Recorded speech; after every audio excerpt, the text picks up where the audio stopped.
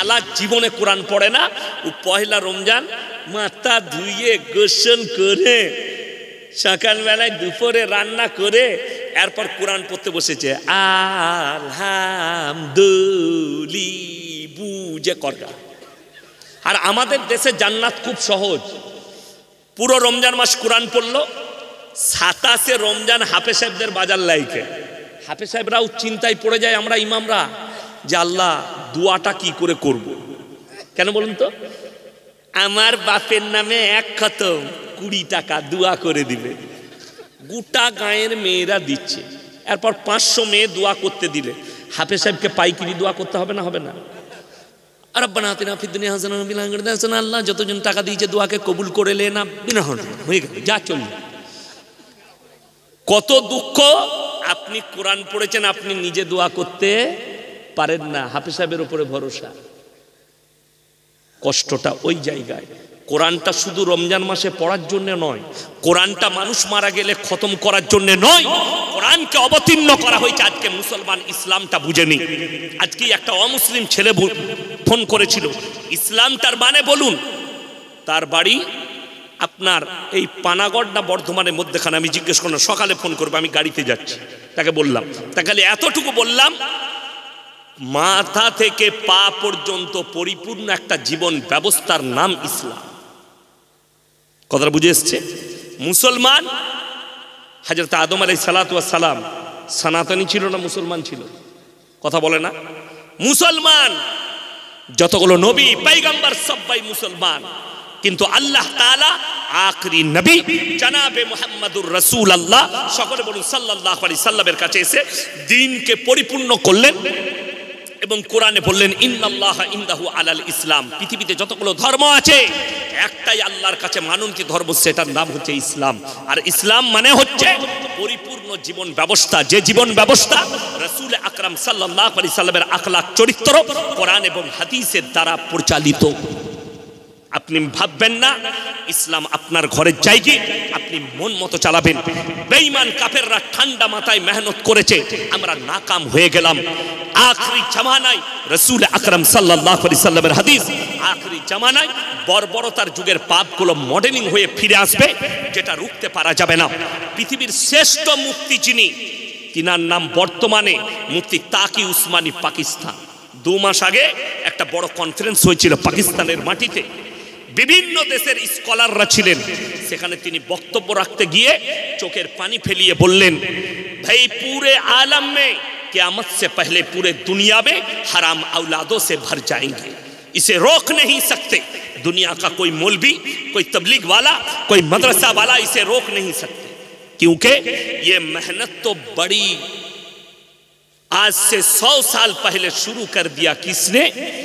काफिरों ने, मुशरिकों ने और यहूदी नसारों ने बहुत पहले शुरू कर दिया, और उन लोग कामयाबी हासिल की, हम कामयाबी हासिल नहीं कर पाए। हिंदुस्तानेर माटीते পরকিয়াকে লিগ্যাল করে দেওয়া হয়েছে, সুপ্রিম কোর্ট রায় দিয়েছে পরকিয়া লিগ্যাল। ভারতের সুপ্রিম কোর্ট রায় দিয়েছে সমকামী হিন্দুস্তানের মাটিতে লিগ্যাল।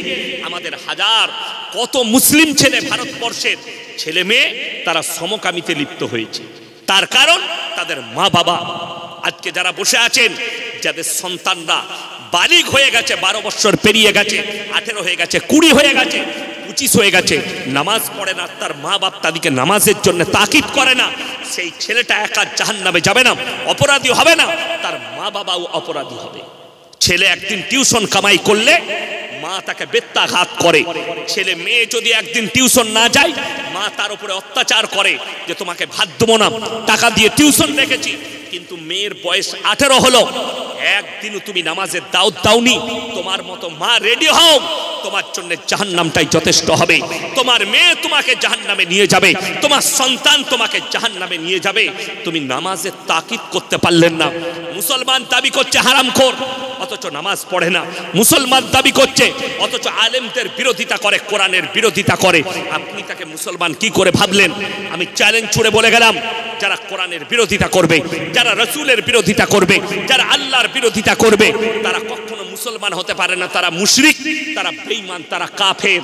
সে যদিও মুসলিম ঘরে জন্ম নেয়, মুসলমান ঘরে বসবাস করে, তারপরেও তাকে মুসলমান বলা যাবে না। এটা লিখে নিয়ে যান। বেঈমান কাফেররা কত ঠান্ডা মাথায় কাজ করেছে বলে দিই। তারা নাম রেখেছে ভ্যালেন্টাইন ডে, 14ই ফেব্রুয়ারি, কাজ হচ্ছে জিনা করা। আমরা বলিনি, মিডিয়ারা বলছে কলকাতায় একদিনে 26,000 খালি নিরোধ বিক্রি হয়েছে কন্ডম জিনা করার জন্য। আপনি বোলপুর টাউনের মেডিকেল যেগুলো আছে, মেডিকেল স্টোর, তাদের কাছে সমীক্ষা করুন যে তোমার কত প্যাকেট নিরোধ বিক্রি হয়েছে, ওরা বলে দিতে পারবে। কতগুলো, কয়েক হাজার নিরোধ বোলপুরের স্টোরগুলোয় বিক্রি হয়েছে, কয়েক হাজার নিরোধ বর্ধমান টাউনের স্টোরগুলোয় বিক্রি হয়েছে। এরা নাম রেখেছে ভ্যালেন্টাইন ডে 14ই ফেব্রুয়ারি, কাজ হচ্ছে জিনা করা। এরা নাম রেখেছে রোজ ডে, কাজ হচ্ছে জিনা করা। এরা নাম রেখেছে চকলেট ডে, কাজ হচ্ছে জিনা করা। আজকে কত দুঃখ লাগে, আপনি আপনার ধর্ম ওপরে সচেতন হলেন না। বোলপুরে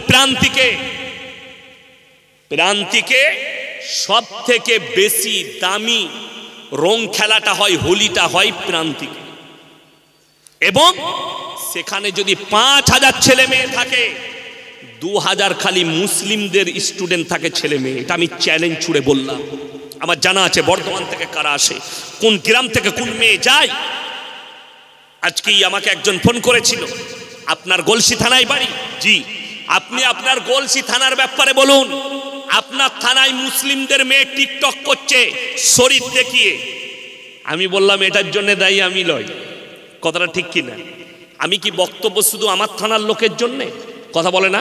আজকে যে কথাগুলো বলছি আপনাদের জন্য শুধু নয়, গোটা মুসলিম উম্মার জন্য বলছি, গোটা মুসলিম জাতির জন্য বলছি। এই বোলপুরে মুসলিমদের ছেলেমেয়েরা সেখানে হোলি খেলতে যায়। জেনে রেখে দিবেন যে বাম মারা যাবার অনুমতি দিচ্ছেন, আপনার ছেলে একা মুশরিক নয়, আপনিও মুশরিক হবেন, আপনিও মুশরিক। আমি আপনাকে অনুরোধ করে বলে যাচ্ছি, সন্তানকে বাঁচান বেঈমান কাফেরের হাত থেকে। আপনি আপনার ধর্মটাকে সচেতন হন। আমার 1 লাখের বেশি জলসা ছুটছে, এতগুলো মৌলবি বয়ান করলেন, কেউ কারু দেবদেবীকে গালি দিল? কথা বলেন। আমি এখনো পর্যন্ত কারু দেবদেবীকে গালি দিয়েছি? আমার 1 লাখের বেশি বয়ান ছুটছে। কোন আল্লাহর বান্দা, কোন হিন্দু ভাই, কোন দলিত ভাই, কোন শিক্ষিত ভাই যদি একটা ক্লিপ বার করতে পারেন যে আপনি অমুক দেবদেবীকে গালি দিয়েছেন, বরঞ্চ আমরা মৌলবীরা বক্তব্য দিলে বলি, ওয়ালা তাসুবুল্লাযীনা ইয়াদউনা মিন দুনিল্লাহি ফায়াসুবুল্লাহ আদওয়াম বিগাইরি ইলম। তোমরা তাদের দেবদেবীকে গালি দিও না, তাদের ধর্মকে গালি দিও না যারা আল্লাহ ব্যতীত অপরের উপাসনা করছে। আমার ভাই, আমার বন্ধুগণ, তারা অজ্ঞাত অবস্থায় তোমার আল্লাহকে গালি দিলে তোমার ক্ষতি হবে। আমরা নিষেধ করি। অপরন্ত আপনাকে আমি অনুরোধ করে বলে যাচ্ছি, আজকে আমি ইয়াসিন জলসা করতে এসেছি। আব্দুল হাফিজ ভাই আমাকে চিনে, ভালো কথা। আপনাদের মধ্যে যদি কেউ বলেন আপনার পরিচয় কি, আমি আমার আব্বার নাম লুবো না মায়ের? আব্বার। আমি যদি আব্দুল হাফিজ ভাইকে বলি আপনার ফুল পরিচয় কি, উনি ওনার বাপের নাম বলবেন না মায়ের? বাপের। বাবা যদি কারো মারা যায় তাও কি বলে আমি মৃত অমুকের ছেলে, ঠিক কিনা? মায়ের নাম কেউ লাই না। কেন? আল্লাহ তাআলা ইনসানের যে পরিচয় ঘটিয়েছেন এটা বাপের দ্বারা। আপনাদের এখানে ছাগল আছে না নাই? আচ্ছা, ছাগলের ছানা হলে পাঁটার ছানা বলেন না? ছাগলের হাসছেন, কার ছানা বলেন? ছাগলের। গায়ের বাচ্চা হলে ষাঁড়ের বাচ্চা বলেন না? গায়ের বাচ্চা। আল্লাহ তাআলা জানোয়ারের পরিচয় ঘটিয়েছে মায়ের দ্বারা, আর ইনসানের পরিচয় হচ্ছে বাপের দ্বারা।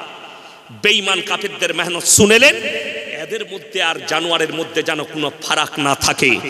লন্ডন, আমেরিকা, জাপান, জার্মান, উত্তর কোরিয়া, দক্ষিণ কোরিয়া, ব্রাজিল, অস্ট্রেলিয়া, স্পেন, যতগুলো বেঈমান কাফের দেশ আছে তারা তাদের পার্লামেন্টে পাশ করিয়ে ফেলেছে, এরপর থেকে যতগুলো বাচ্চা পয়দা হবে তারা যদি ইচ্ছা করে মায়ের পরিচয় বাঁচতে পারবে। মা জিনা করবে, যে বাচ্চা পয়দা হবে তার বাপ প্রয়োজন পড়বে না, তার বাপের পরিচয় নয় মায়ের পরিচয় বাঁচবে। তাদের মধ্যে আর জানোয়ারের মধ্যে কোনো ফারাক থাকবে না।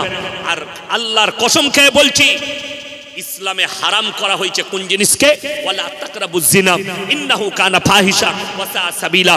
ব্যভিচার করা তো দূরের কথা, যে রাস্তায় ব্যভিচার হয় সে রাস্তার ধারে পাশে তোমরা যাতায়াত করো না। বর্তমানে সব থেকে দামি পতিতালয় এগুলো হচ্ছে পার্কগুলো। এক একটা টাউনে পার্ক করা হয়েছে, আমভাবে জিনা চলছে। রাসূল আকরাম সাল্লাল্লাহু আলাইহি সাল্লামের হাদিস, কিয়ামতের পূর্বে রাস্তাঘাটে এরা কুকুরের মতো জিনা করবে। কষ্টটা কোথায় বলে দিই, আপনি শুনে যান, আপনার দিমাগ খুলে যাবে। আমরা যে দেশটায় বাস করছি তাদের পরিকল্পনা, মুসলমানদের যেটুকু ঈমান বেঁচে আছে এই মৌলবীদের কারণে বেঁচে আছে, এই মাদ্রাসা মসজিদের জন্য বেঁচে আছে। এইগুলোকে গুঁড়িয়ে দাও, এদের ঈমানকে আরো তাড়াতাড়ি ধ্বংস করা যাবে। জলসা বন্ধ করে দাও, ঈমান ধ্বংস হয়ে যাবে তাড়াতাড়ি। এটা কাদের প্ল্যান? বেঈমান কাফের মুশরিকদের।